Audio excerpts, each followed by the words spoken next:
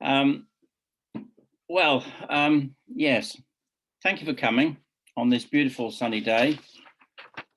We'll be losing Liz partway through, but not to worry. That's absolutely fine. Right.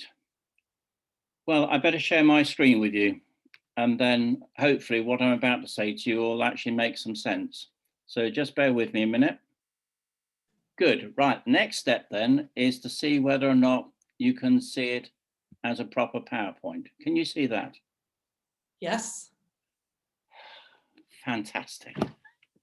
I'm greatly pleased that you can see a map of Central America. Okay. Right. You're looking for El Salvador, which is in the bottom of the map. So if you look 3 squares along from the left-hand side or from the right at the bottom, you'll find a little country called El Salvador. Yeah.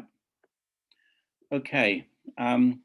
We traveled to El Salvador from Britain. So I know that sounds a bit obvious, but it was an Anglo-Irish group. There was a lecturer called Brian Howden.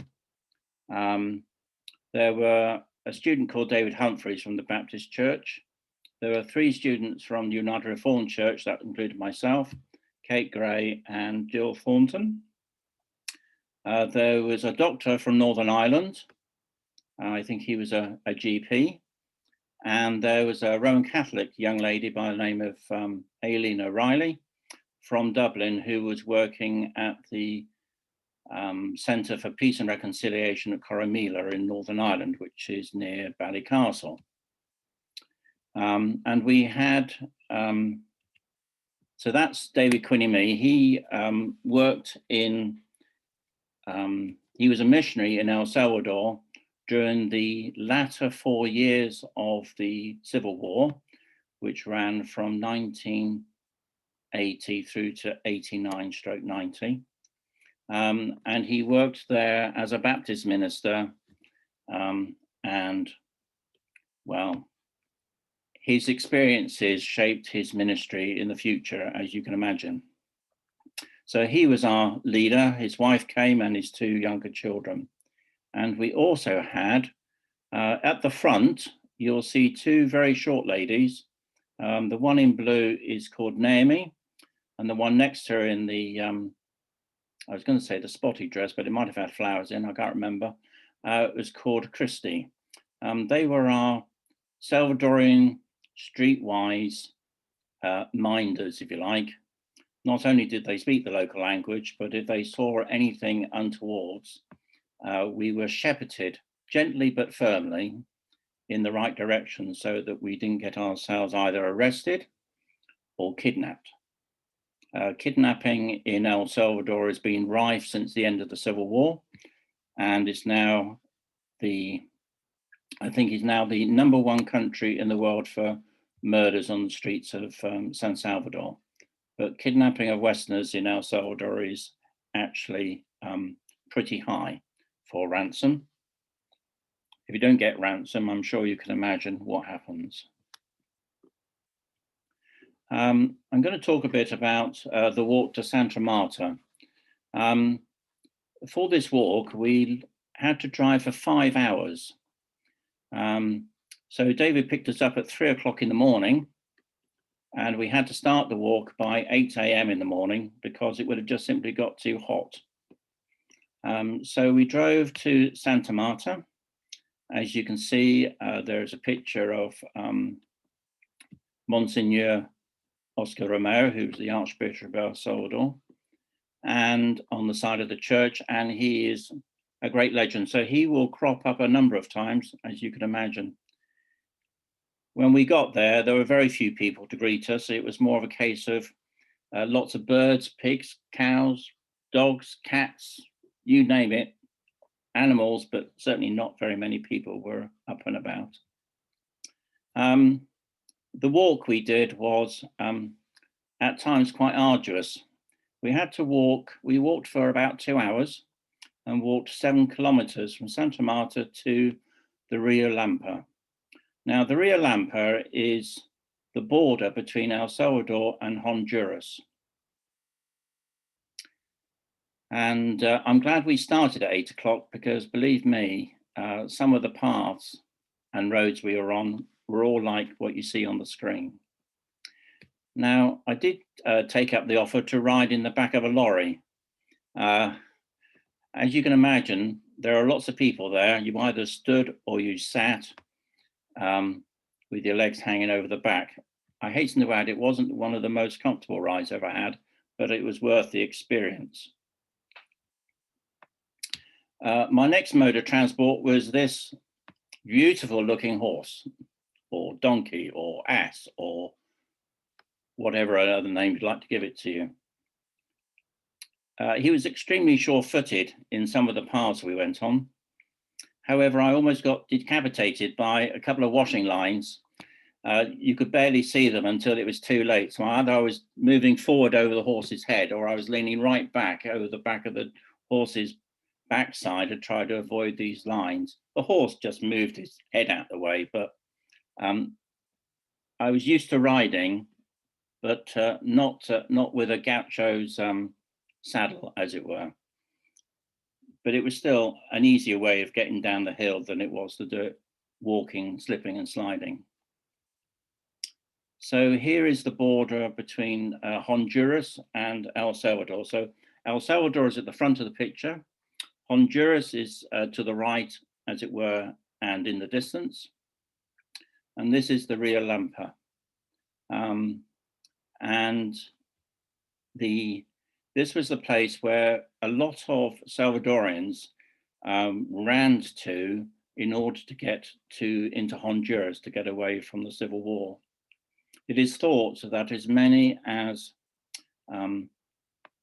20,000 people or more actually were shot in the line of actually getting to the river. So as they walked at night to try and avoid getting picked up by the Salvadoran army, once they got to the river, the Salvadoran army would just sit there and wait for them. And once they started to cross the Rio Lampa, they would then shoot them. If they made it to the other side, unfortunately, the Hondurans then shot them also, because they didn't want people coming into their country. But while we were there, once we got to the river, we had a service. Now, by this time, it's now sort of 10 o'clock, 10:30. The sun is extremely high in the sky. And it was the hottest day of the year. It was 45 Celsius. I mean, it was hot. I mean, the amount of water we had was, well, we had a lot of water, but it still wasn't really adequate enough. Several people were swimming in the river, trying to cool down, and others were just trying to find shade as best they can. But down by the river, in order to commemorate the people who lost their lives there, every year they hold this pilgrimage from Santa Marta all the way to the river, and then have a mass. Now, if I don't know how many of you are Roman Catholic, but as a Protestant, if I go into a Roman Catholic church, I'm not allowed to take communion. And officially, if a Catholic came into my church, they wouldn't be allowed to take communion. In El Salvador, it's a predominantly 99% Catholic, Roman Catholic state, with about 1% made up of other denominations. And whenever the celebrations around the time when Archbishop Romero was assassinated, the Catholic Church, as it were, just doesn't seem to worry about who they're giving mass to, the elements, the blood and the wine. So everybody can participate and take it as well. And it's in two languages, it's in Spanish as well as English. One of the reasons we were in El Salvador in March, that was from March the 16th until or crikey, until the 27th of March in 2000. And we were there to remember and celebrate and remember Oscar Romero. Now you might see from the poster that it says 24th of Marzo, 24th of March. Well, today is the 24th of March, and it is exactly 41 years since the day that Monsignor Romero was shot. When we went there for the 20th anniversary. And I have to say that as I've prepared myself for this talk, I've got rather lost in all of my memories, as well as all the material that I generated when I was writing my dissertation, as well as subsequently having come back. Anyway, I want to play a small clip for you that came from the BBC at the announcement of, well, it was the announcement of the BBC of his assassination, but this is just a small part of one of his sermons that was released on the day. Las Fuerzas Armadas matan a sus mismos hermanos campesinos. La ley de Dios que dice no matar. Ningún soldado está obligado a obedecer una orden contra la ley de Dios. The noise you heard at the end was the congregation clapping. When he gave mass, he eventually grew to the point whereby they were used as messages for the voiceless, the people who, those who were the poor, who had no voice at all. El Salvador at the time was in control of 18 families in the army and was backed by the USA with arms. And 80% of the country were completely voiceless, and Romero felt that he had to speak out. And the only way he could do that in relative safety was to preach it on a Sunday in the cathedral. On the day of the celebration, we went to the place where he was shot, and he was at a weekly mass in the Divine of the Providence, which was attached to a small hospital in part of San Salvador, run by the nuns. And that's where, in point of fact, he had his cot, his room, when he was sleeping. And he was in the middle of giving mass, and this little church is still there today, fills up to the gunnels with pilgrimage and people going. Most times when we were there, there were at least 3,000 people all marching through the streets. We were under no illusions that we were actually being photographed by the army and by the police, such is their fear of people, and certainly Westerners, making their mark in the celebrations. But as you can see, people hold banners. They are still demanding their right to know what happened to the disappeared, those people who were kidnapped and never returned home, and those who were killed and whose bodies have never been returned.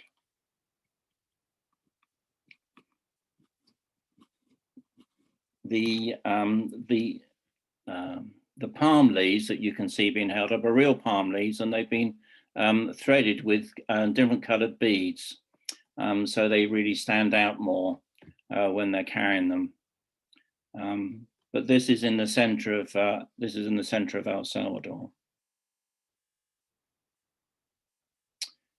And then, of course, you have street art. There were, I can't show you them all, but I photographed them all.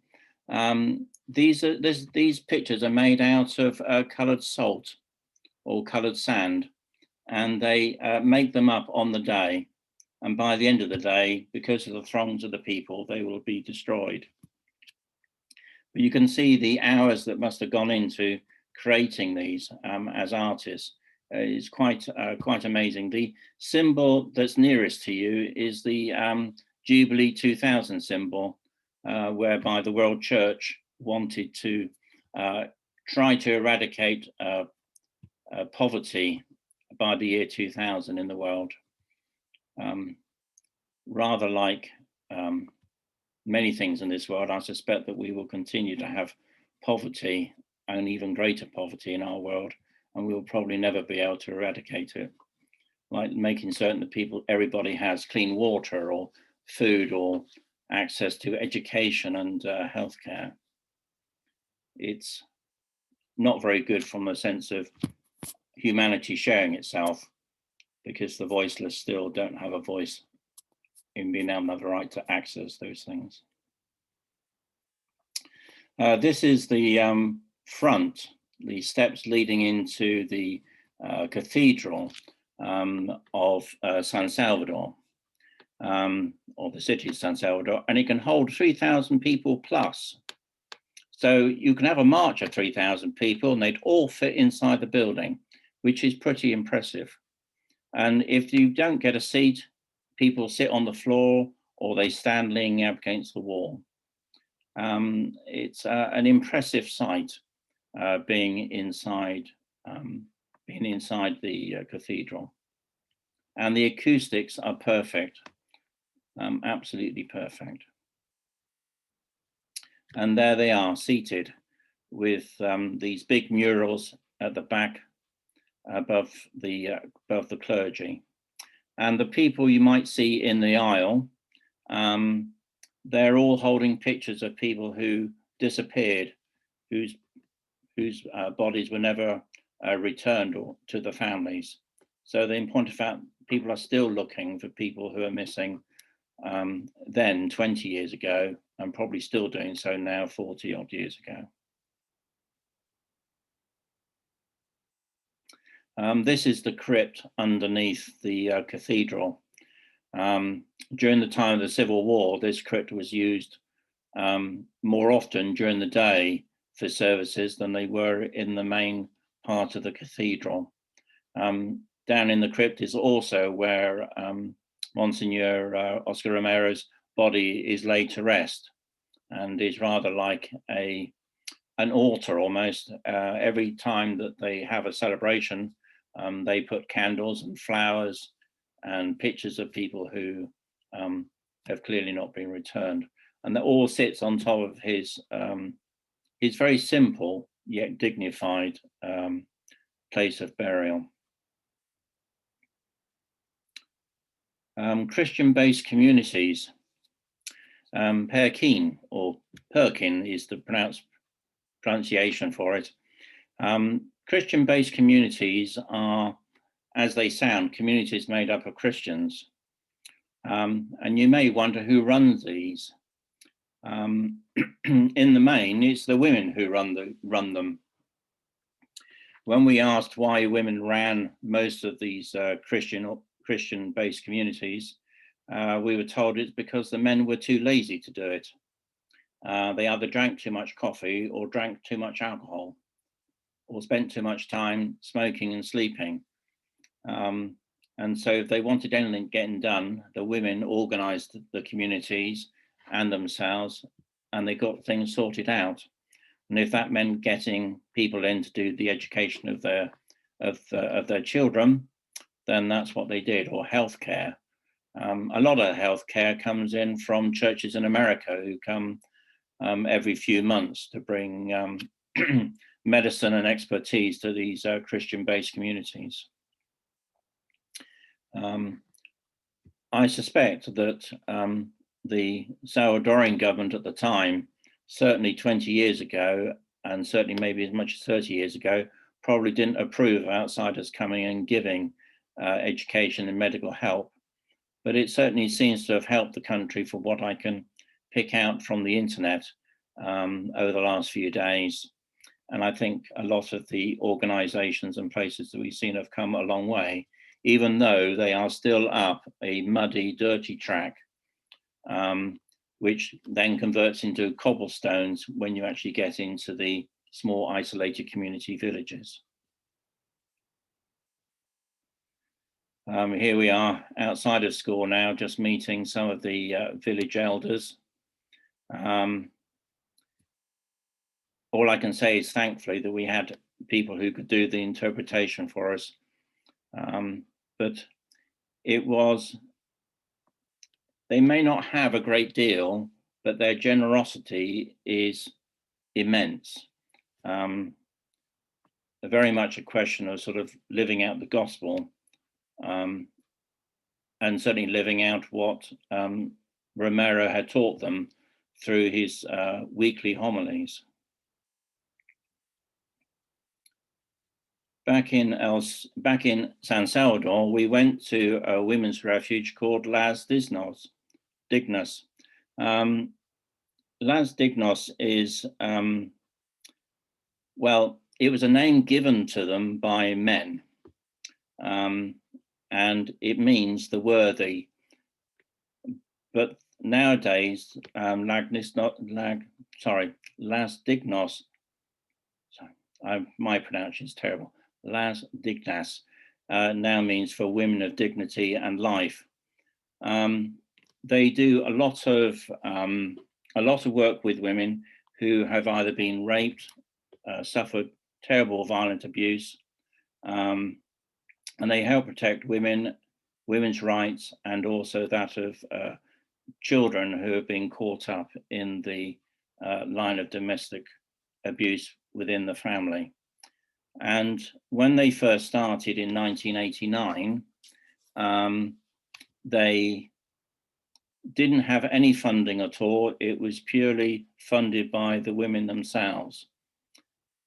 And then eventually, as time's gone on, now the government is involved and are now beginning to set up places of refuge within the country for women to go to who need to, as it were, get away from the family home, from abusive situations, and have somewhere safe to be. And I think in light of everything that's gone on in this country over Sandra Everard, and how women have spoken out and feel about their sense of safety, or rather their sense of lack of safety, then this is still an important situation here in El Salvador.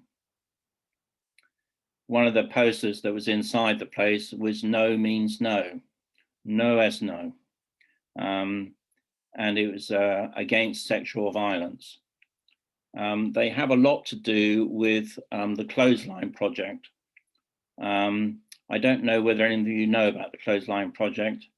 It's a clothesline, as you would expect, and it has lots of different t-shirts on it, different colored t-shirts. And each different colored t-shirt represents a different form of abuse against women. And printed, nearly always handwritten, are the type of abuse that that particular person had suffered. And the language of the t-shirts is extremely stark. But they have links with this particular project. It was first started, I believe, by the Baptist Union, and is a worldwide project for all organizations helping women in this sort of situation. And it brings it home about what sexual violence really means with women.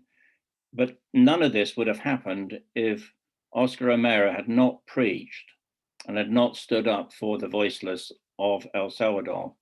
If he had not stood up to the government or the ruling families or the military, then the voice of people would not have been heard.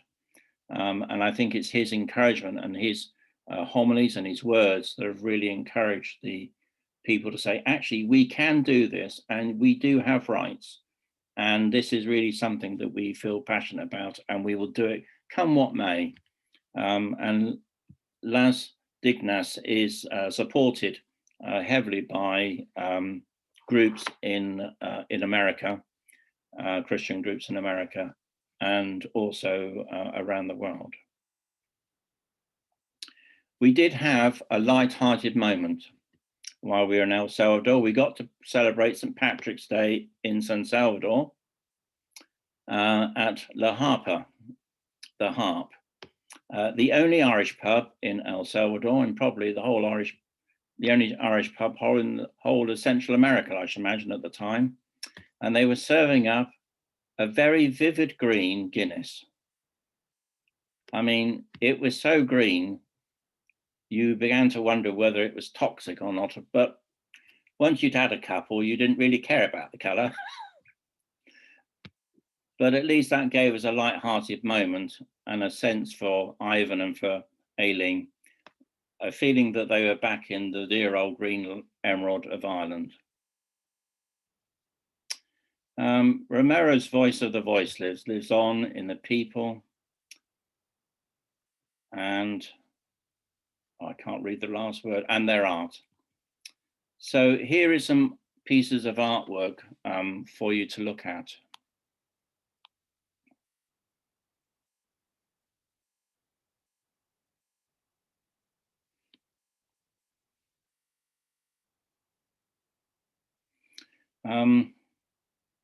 The ability of the art in, you either find it in buildings or on the side of buildings, walls, a little bit like we've seen with the war art that we've seen during the pandemic.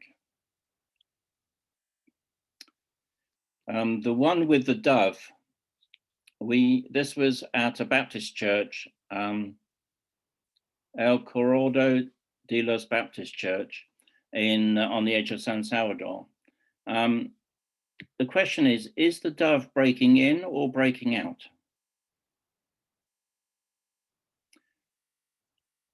That was the question posed to me when I went there in 2000. And, you know, there are times now when I begin to wonder as to whether the dove is breaking into the cell or breaking out. It is something that it still foxes me from time to time, and I waver between the two answers of yes, it is, and no, it isn't. But at some stage, I'll be glad to know what you think. The next picture to it is actually a roof tile. So an apex roof tile that you would see on any roof, and painting roof tiles is quite traditional. This is one of the Stations of the Cross that was seen at a Jesuit church at the university. And this is at the University of Central America in San Salvador. It's of the 6 Jesuit priests, their cook and their daughter, who were all murdered by the excuse me, by the army, one of the death squads, in the middle of the night. And there is a rose garden at the university, and there are 8 roses, and they planted an extra one for Romero, which is a white one in the middle. And it's part of the remembrance of the dead. The age of the cook's daughter was only 15, and she was just simply killed in her bed.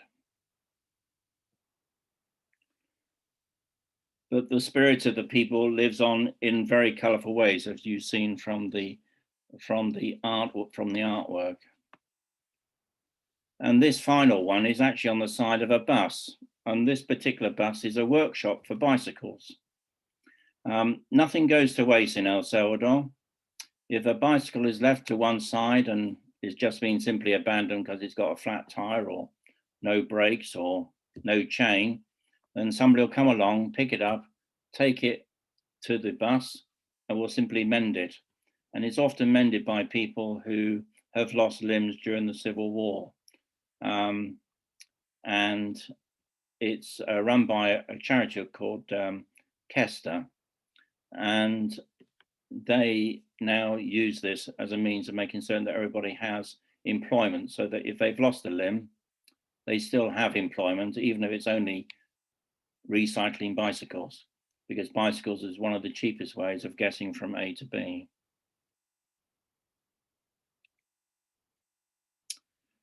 San Roque, right. As you can see on the screen, it's a volcano. It hadn't erupted for, I think, for several thousands of years. And San Salvador City is bolted right up against the foot of this massive great volcano. Where the blue arrow is approximately where the house we went to visit. But to get there, one had to go up some very steep roads. And when I mean steep, some of the roads were mere pathways, sort of 1 in 4, 1 in 3 in angle, and holding on to each other in order to get up and down them was probably one of the only safest ways of doing so. We did have a 4x4 who transported us from the city to the end of the road, and he took 9 people up, went back to the bottom and picked up the rest of the party, and there were 14 of us on that particular day. And so we wend our way down through these little pathways, and you have to remember, people have to get, there's no running water there. All their food, or their water, or their materials would have been tramped up and down this little pathway and the roads, and you have to hand it to them for their ingenuity. Now, you never have to go far to find the Teletubbies. Even in El Salvador, there's the Teletubbies right in front of you. And on the other one, I think it's The Hunchback of Notre Dame, Walt Disney's film. But still proud to have a cat in their hands, still proud to have their photographs taken. I wonder actually what they thought of us as I was there taking a photograph of them. And we were all these Westerners coming along with their white skins and standing ever so tall. I'm sure that if we stood in a lift, we would have towered above most Salvadorians. Well, we got invited into a compound. David Quillimee used to minister to the people of San Roque. It was part of his pastoral patch, if you like. And he would visit these people. And for some of the people, he hadn't seen them for the better part of 10 years. And so seeing them was a moment of great joy and jubilation, not only for the people and families he was seeing, but also for David and Rachel. And we went into one compound, and I mean, it was a compound. The fencing was 10 feet high. It had razor wire on top of that. And the entire compound where 4 generations of this family lived was completely secure and blocked off. Once we were inside the compound, nobody else was going to get in, and we certainly weren't going to be able to get out. And as we was sitting there talking, listening, singing and dancing, I noticed that the ladies of the house were actually starting to create food. And this went on for a couple of hours in an outside kitchen. So the kitchen's not indoors, it's outside, bolted onto the side of the house. So any wind or rain, straight through the kitchen. And David Quillimee noticed as well, and he said, no, we're not staying for a meal because we know how tight food is. But they insisted that all 14 of us, plus their children, sat down and had a meal. And so we sat down round a very big table. I think David Quillimee was so overcome with emotion that he didn't sit with us. But they fed us. And even when you thought you'd had enough, there was more to be had. It was a case of, you will not go back hungry. And one of the things that we had to wash it down with, apart from water, which in itself was a scarcity, they gave us hot chocolate, freshly ground chocolate beans, lots of sugar, no milk, hot water. Beautiful. It absolutely tasted beautiful. I can guarantee you I have not had hot chocolate like it since. But it was my mouth salivates at the sheer memory of it. As you can see, there is some unusual wall art, part of a bicycle.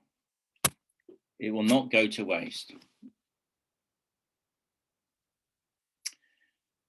Now then, if you are young enough to walk and certainly got enough energy, you must help your father carry and push a cart with water up and down this hill.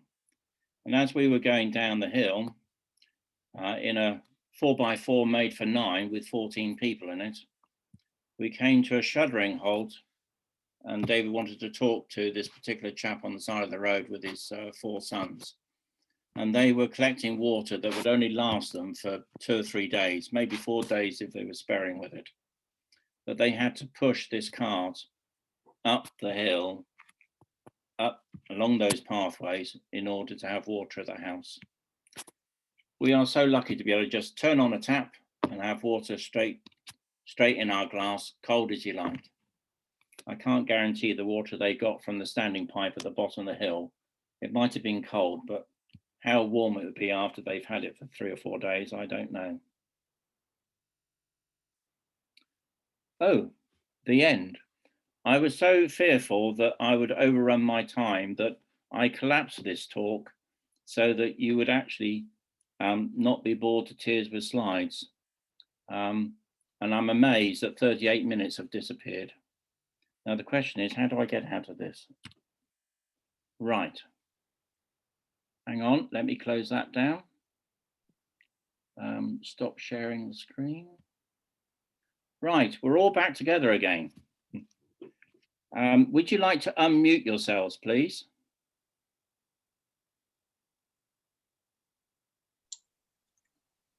Yeah. Actually, Yeah. mhm. Yeah, very good, David. Very Thank you. Yes, very good. I'll be perfectly honest with you. I didn't refer very much to my notes, which I'm astonished about, bearing in mind that this visit took place 21 years ago. So I've not been there for 21 years. And I was quite, when I woke up this morning, I was quite moved by the idea that actually today was the 24th of March. So it was perfectly apt to talk about El Salvador and Monsignor Romero. Yeah.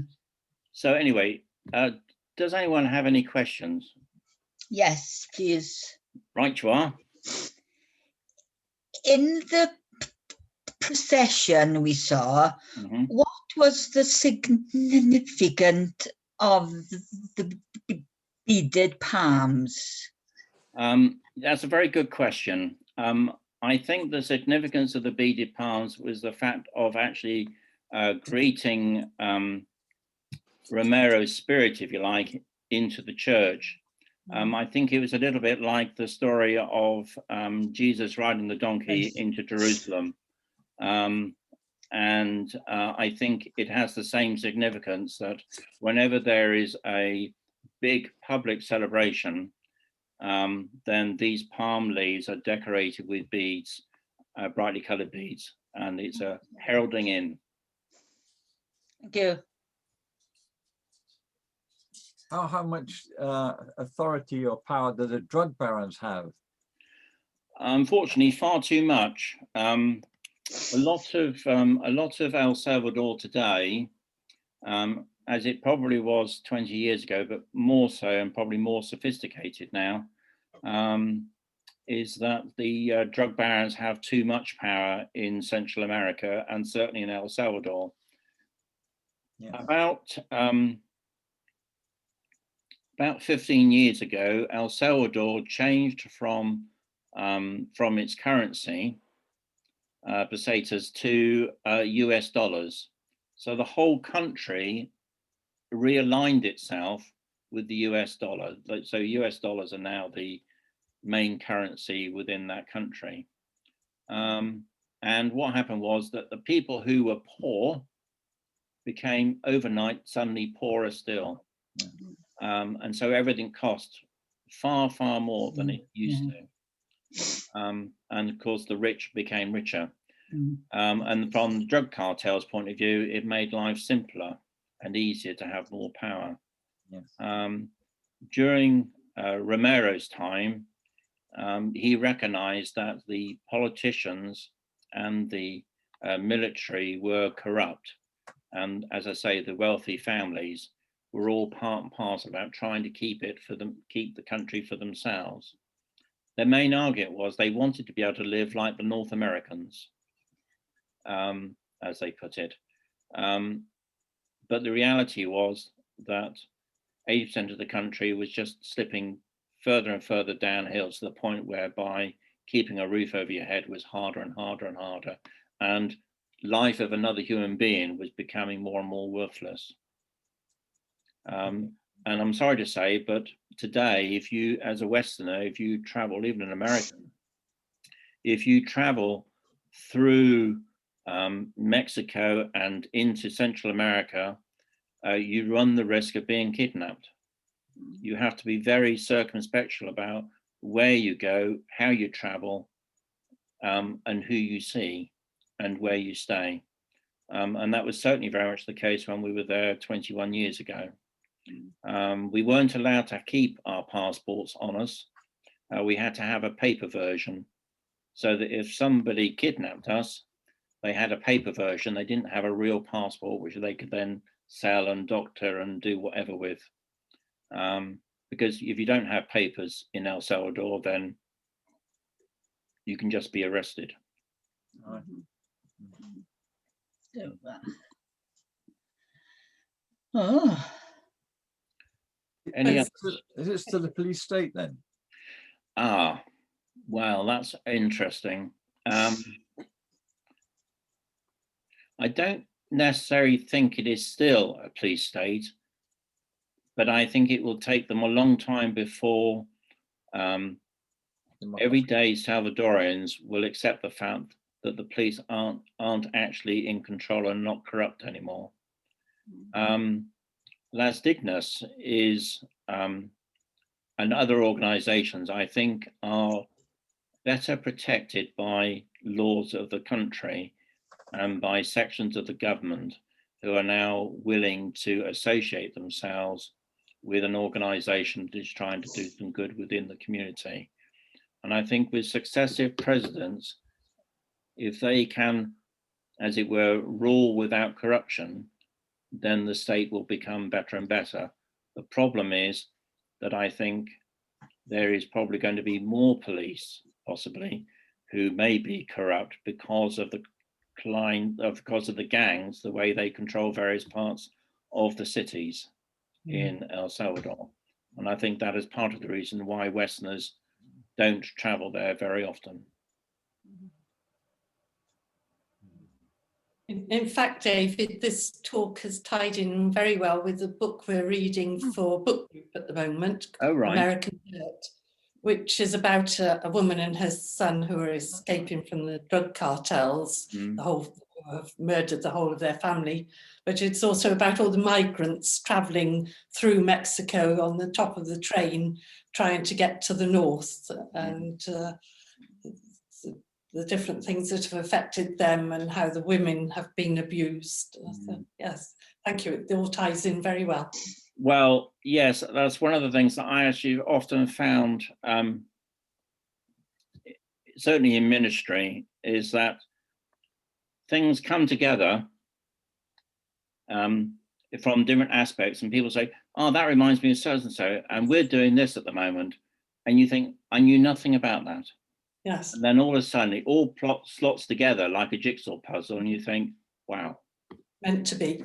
Yeah, meant to be. It was Romero who said, I don't know anything about God. I am simply his mouthpiece.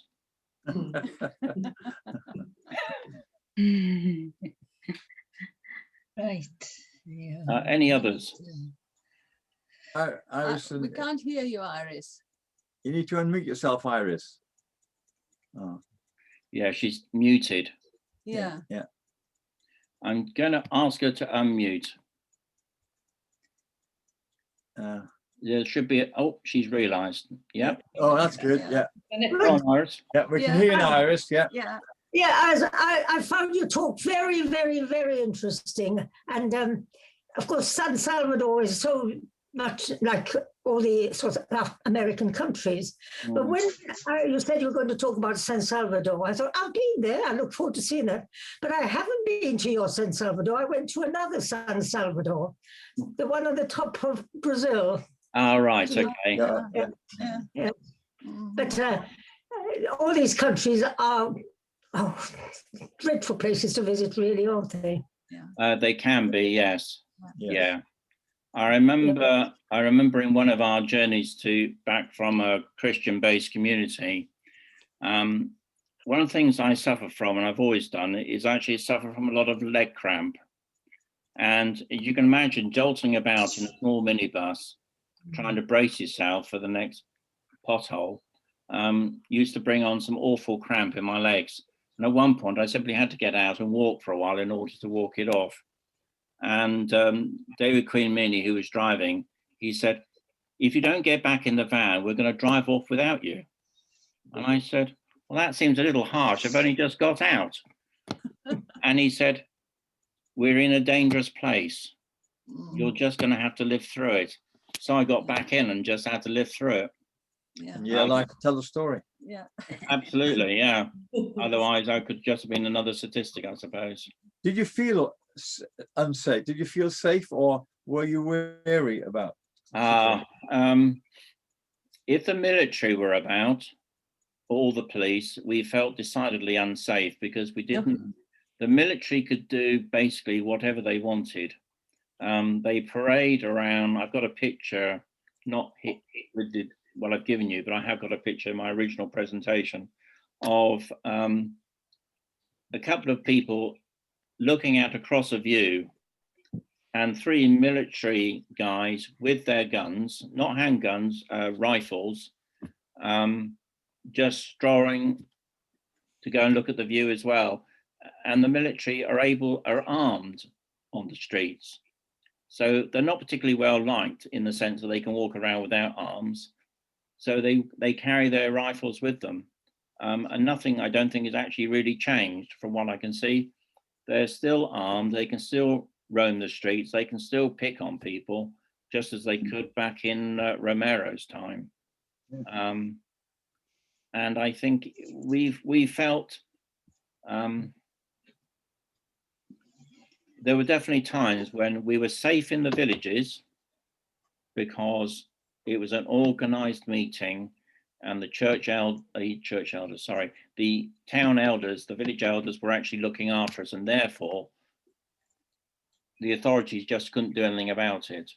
Whereas when we were between A to B and traveling, then I think, yeah, there were times that the roads that we were traveling on were further and further away from civilization and more on dirt tracks, and we just couldn't afford to hang around, and we simply couldn't afford to, you couldn't look at the police and you couldn't say hello, otherwise that would immediately got the van stopped and everything turfed out. And possibly, I had 2 cameras with me and a couple of lenses in a big bag, and all the film I thought I would ever need for the visit. So if I'd lost that, I would have lost everything. All the pictures. I'm a visual learner, so for me to remember things, I take pictures. Whereas a lot of the people I was traveling with didn't have a camera because they wrote everything down, because they are word learners, as I call them. They could scribble down words at a rate or not worry about how to spell anything. And I've been looking back over my journal from 21 years ago, and to be perfectly honest with you, it's riddled with so many spelling mistakes, it's unreal. I was trying so hard to try and get the words down quickly that I gave up trying to spell words and just hoped my fingers, as it were, were in the right order. But I'll have to go through it. I've looked at it now and I'm thinking, oh, crap, really? But when I've got my pictures, in 10 days, I took 1,000 pictures. Wow. Wow. 75% I think were in color, and 25% were in black and white. And I discarded an awful lot of them. You know, this was before the advent of digital photography. Had only just come in a couple of years beforehand, and the pictures were so bad. I thought, I'm not going all the way to El Salvador with a digital camera. So I took 2 cameras, one loaded with black and white and one loaded with color.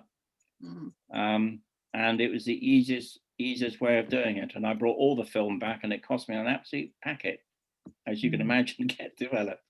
Got all the memories, haven't you? But I've got all the memories. I've got all the visual memories. And when I look at a picture, I know exactly where that picture was taken. Yeah. I know what I was doing. I know where I was. I know who I was with. I remember. And it's my visual memory. Oh, One of my friends that was living in South America said, people complain about the police in the UK. He said, but in my country, he said, the police shoot you first, kill you, then they ask questions afterwards. yeah. I don't think we really appreciate how lucky we are in this country. Absolutely right, yes. I think you're absolutely right there. Yeah. I was speaking to by WhatsApp call Monday morning with the police sergeant of one of my stations. I say one of my stations as if I own it, but of one of my stations I look after. And I had a little problem to share with her. So I shared it with her because I said, well, you're a police officer, so anything I might say can be taken down and used as evidence, but this is my problem. And she heard it and she said, I think you need to talk to somebody else about it, but not in the police force. And that was fine. And it was great to have that opportunity to just talk freely to a police officer. And that's what we have here. We can talk to them as free as you like. Yes. You know, they're not going to come knocking around on your door and dragging you out and taking you to a jail on trumped up charges. You know, during Romero's time, a lot of his priests were arrested in the dead of night, taken to a jail, and then using electricity to torture them in order to get confessions about things that they weren't guilty of. And a lot of them didn't survive. And we don't have that here. And as you say, we are so lucky. We have the Magna Carta in this country. We do. Yes. They could do with a spot of Magna Carta in all the countries, I think, where there are problems with authority. Habeas corpus? That's one on Magna Carta. Yeah, habeas corpus, Magna Carta, yeah. Yes. Well, if there are no other questions, then I'd like to thank you all for coming and listening to yet more ramblings of DYP. Oh, Thank excellent. you very much, David. That was extremely- Thank you. You're welcome. Thank you. Excellent. I will upload the video of this over the course of the next few days. As I was saying earlier on, sometimes I can upload and do it straight away, but I sometimes find that if YouTube got too many people uploading, then it simply doesn't work. So there you are. We appreciate you doing it, David. It's excellent. We can also go back to it and refer to it, you know? Yeah. Well, that's right. I've not done a televised one before. Well, I've done it in public before, but I haven't done it whereby people can keep going back over it. So it'll be good for me as well.